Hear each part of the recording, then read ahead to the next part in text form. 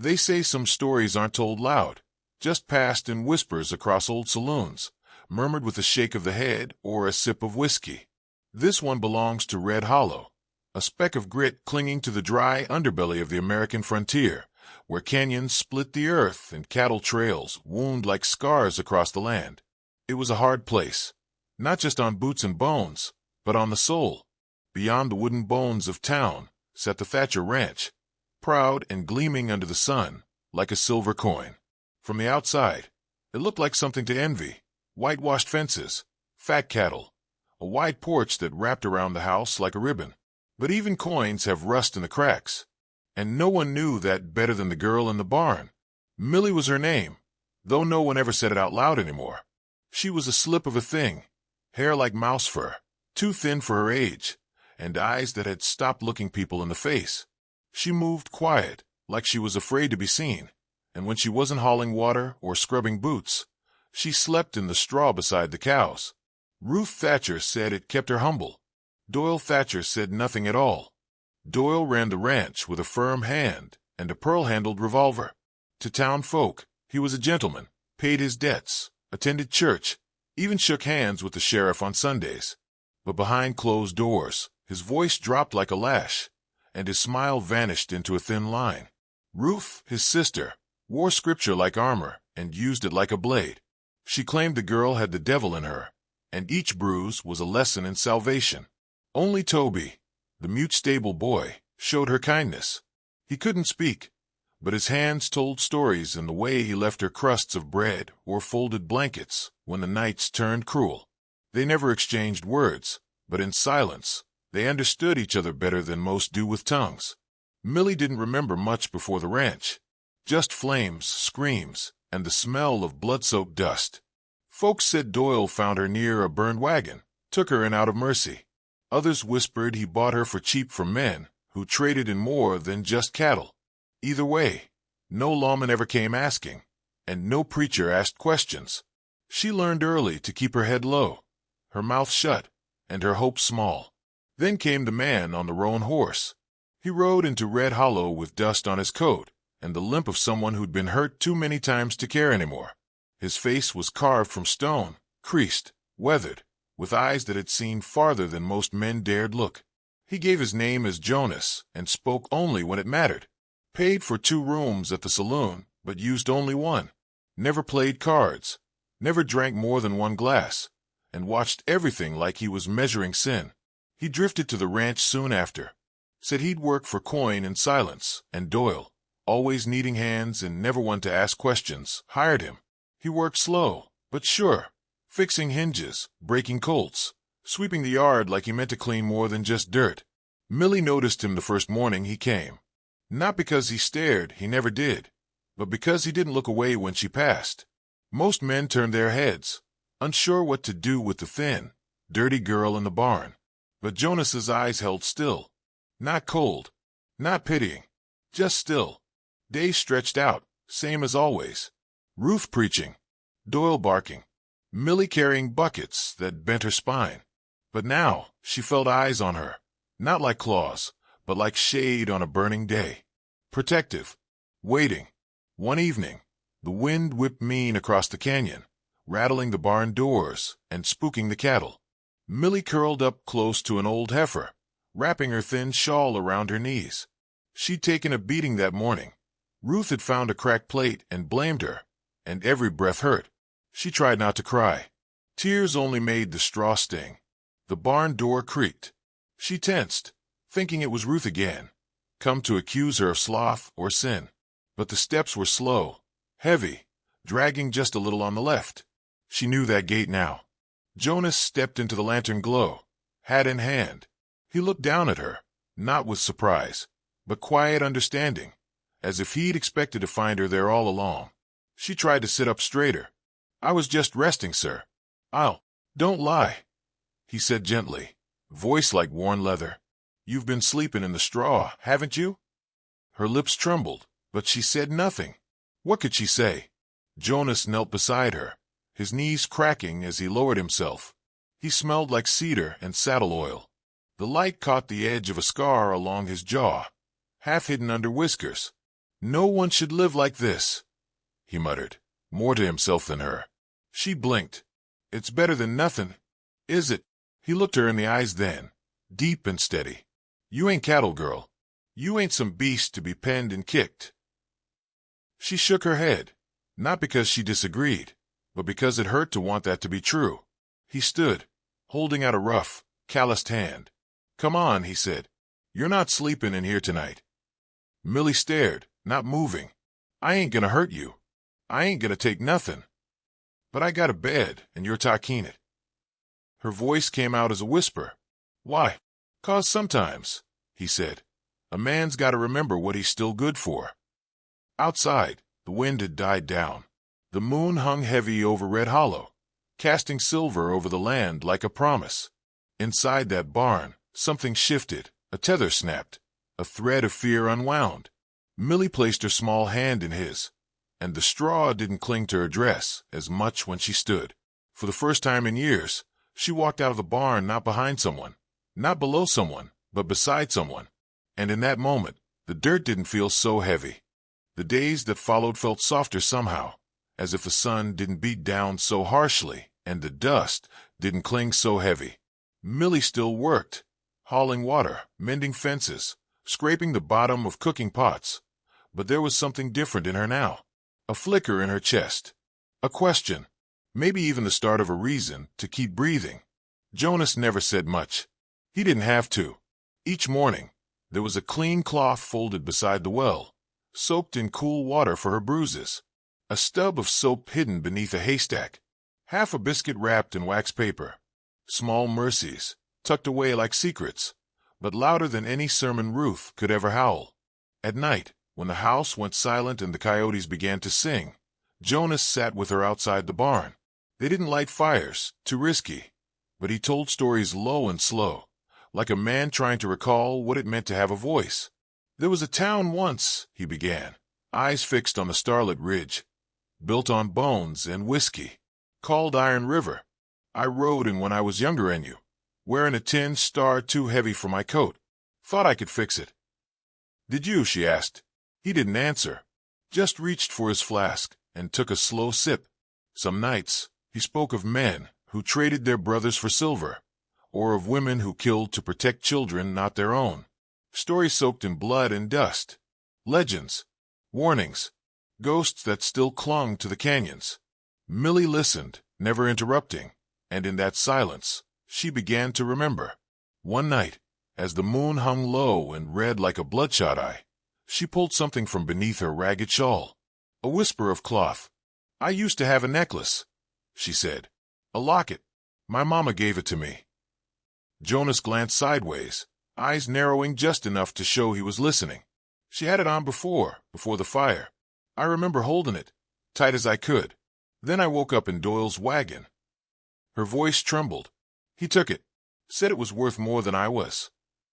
Jonas said nothing, but his jaw clenched. Later that night, while the house slept and Ruth's snores rattled the walls, Jonas crept through the ranch house like a shadow with memory on his heels. He knew which floorboards would betray him. He knew Ruth's Bible was always placed spine up on the end table, unopened. In Doyle's room, he found the box, locked and tucked under a whiskey crate. He didn't break it. He picked it, hand steady, like they'd done this before. Inside was gold, pocket watches, rings, and a silver locket, dulled with time, but still bearing the etched rose on its face. Jonas opened it. Inside was a photograph, sepia-stained, edges curled. A woman smiling beneath a cotton bonnet. Her eyes were wide, full of stubborn fire, just like Millie's. His breath hitched. He had only ever seen one photo like it. Eliza, he whispered. His fingers shook as he closed the locket. Millie sat waiting beneath the barn awning when he returned. He dropped to one knee and placed the locket in her hand. Her breath caught as she snapped it open. That's her, she said, voice cracking. Jonas looked her dead in the eyes, something inside him unraveling, knot by knot. She was my sister. Millie's world tilted. She what? Eliza West, he said, voice thick with something he hadn't let surface in years. Married a man named Chambers. Took a wagon out west when I told her not to. That wagon burned outside Gallows Ridge 6 years ago. I buried what was left." Millie gripped the locket like it could anchor her to something real. "You're telling me," she stammered. "I'm your uncle," Jonas said, quiet as a prayer. For a long time, neither spoke. Only the night answered, soft and strange. Millie finally pressed the locket to her heart and began to cry. Not the stifled sobs she taught herself to hide, but raw, wrenching grief that shook her shoulders. Jonas pulled her close, resting one hand gently on the back of her head. "I thought I'd lost all of her," he murmured. "But I didn't. She left me you." He didn't sleep that night, just sat outside the barn, watching the wind shift through the grass like ripples in water. The dawn came sharp and gold, cutting across the valley like a promise. The next day, things felt different. Ruth noticed Millie wasn't flinching as much. Doyle noticed Jonas didn't take orders anymore, just nodded, slow and cold. Something had changed, and Doyle, for all his cruelty, could smell danger better than most. That afternoon, Toby came running from behind the smokehouse, eyes wide. He couldn't speak, but he pointed frantically toward the house, then mimed someone riding, someone talking. Jonas knelt. "What is it, boy?" Toby drew a circle in the dirt, a wagon wheel, and then tapped his throat. "Wagon's coming." The boy nodded, fingers flying. He mimed Ruth, then touched his own chest, shaking his head. "She said, 'You're next.'" Jonas translated grimly. "She's given Millie away." Toby nodded once, tight. Jonas stood, his hand sliding to the revolver at his hip. "To who?" Toby knelt again, drew a jagged B in the dirt, then slashed it once. "Broderick." Jonas didn't move, didn't breathe, just stared at the ground like it had just offered him vengeance in writing. Broderick. The name crawled through him like poison. Clint Broderick, rail thief, child smuggler, and the bastard who'd orchestrated the settler raid that burned Eliza's wagon to ash. Jonas had hunted him once, tracked him across 4 states, thought he'd died in Kansas, but now he was back and dealing with Doyle, same as before. His mind burned cold. By dusk, the town of Red Hollow sat quiet, holding its breath. Clouds gathered over the ridges, casting shadows like reaching hands across the dirt. Jonas returned to his room at the saloon and opened the bundle beneath the bed. Inside lay his old duster, black as judgment, and beneath it, a long-barreled Colt with notches along the grip. He strapped the pistol to his thigh, slid the knife into his boot, and buckled the faded star into his vest, hidden beneath the folds of his coat. Millie stood by the stable when he returned, gripping the locket. "They're coming, aren't they?" He looked her in the eyes. "They are." Her lips trembled. "I'm scared." He touched her shoulder, firm and sure. "You're not alone now." "What are you going to do?" Jonas turned toward the canyon road, already hearing the distant beat of hooves. He exhaled slowly, a man who'd waited years for this moment. "They ain't talking you," he said. "Not while I still breathe." The night held its breath over Red Hollow, moonlight glinting off rusted fence wire and dew-slick barn roofs. Down in the hollow, 6 riders emerged from the shadows like wolves scenting blood. Broderick led them, wide-shouldered and smug, his blanket pulled low, his voice cutting through the dark like a whip. Doyle waited by the barn, fidgeting, sweat slicking his brow despite the chill in the air. "You got the girl?" Broderick asked, spitting into the dirt. Doyle nodded, twitchy. "She's locked in the pen." "No trouble." Broderick's grin gleamed like a knife. "Ain't they always, till you let him scream?" From the hayloft above, Jonas watched through the slats, every breath held behind the cold steel of a long rifle. He'd chosen this perch hours before, memorizing the terrain. Every rock, every post, every blind spot. The shadows below belonged to him. The wind was on his side, and tonight the past would bleed. He sighted down the barrel, steady hands pressing the trigger just a hair. When Broderick dismounted and the others spread out, he waited. 2 stepped toward the barn door. The first shot cracked like thunder. The nearest outlaw dropped before his foot hit the threshold, skull split clean. Panic exploded like dry grass catching flame. The second man drew too slow. Jonas's second bullet punched through his chest, slamming him into the side of the barn. Ambush! One yelled, fumbling for his revolver. From the corner of the yard, a lantern flared suddenly, blinding one rider mid-reach. Toby stood behind it, hands trembling but brave, light casting his silhouette like a saint in fire.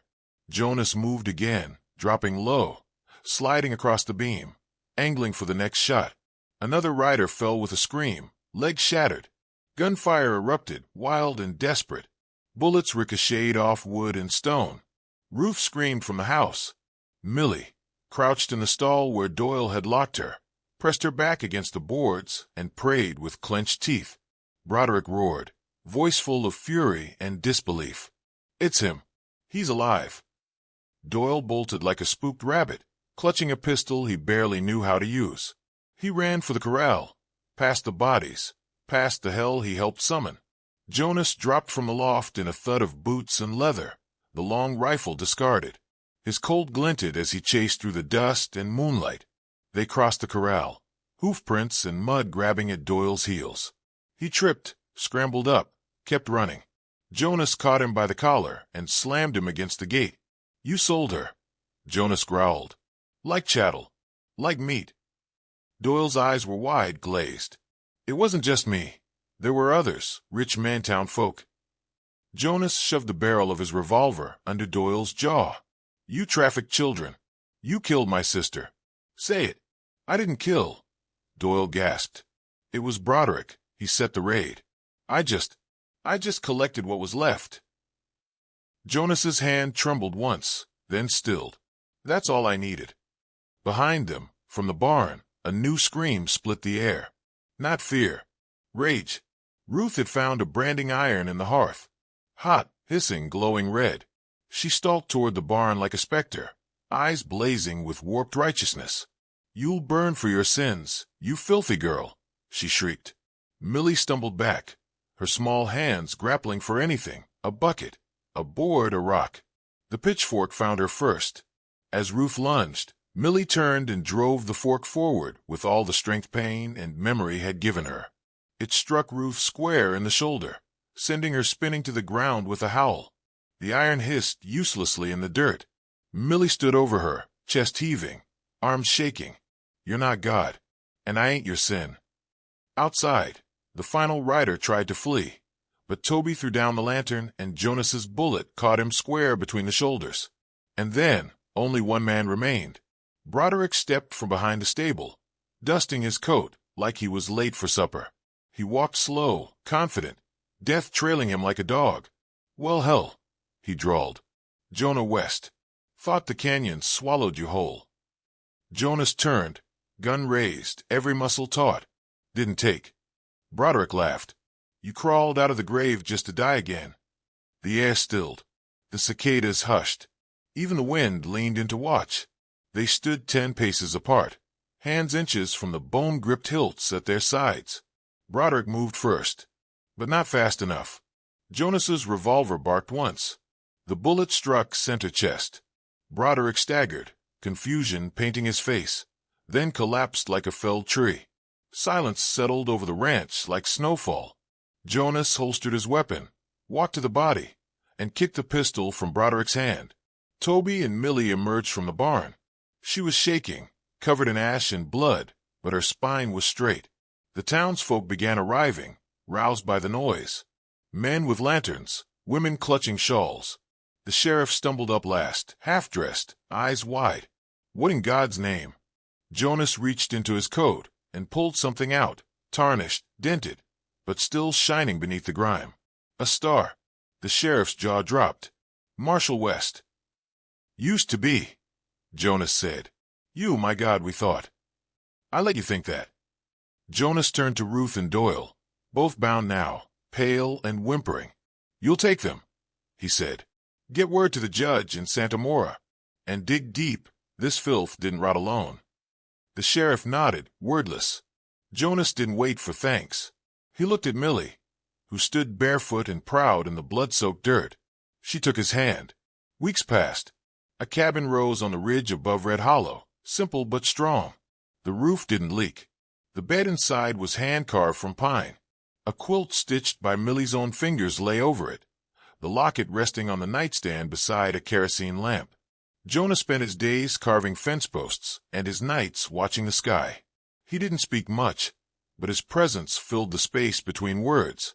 Sometimes Millie sat on the porch, book in hand, feet swinging, and asked him to tell her another story. He always did. The town whispered of him still, of the scarred man who came back from the dead to burn evil from their door. Some said he was a ghost. Others said he was an angel. But Millie knew the truth. He was just a man who remembered what it meant to love someone enough to kill for them. And every night, when the wind hummed through the canyon and the coyotes sang low, she pulled the quilt over her shoulders and smiled. For years, they made her sleep in straw beside the cattle. But the man with the limp and the scar remembered her name, her blood, and her worth. And from that night on, she slept not as a servant, but as someone finally seen.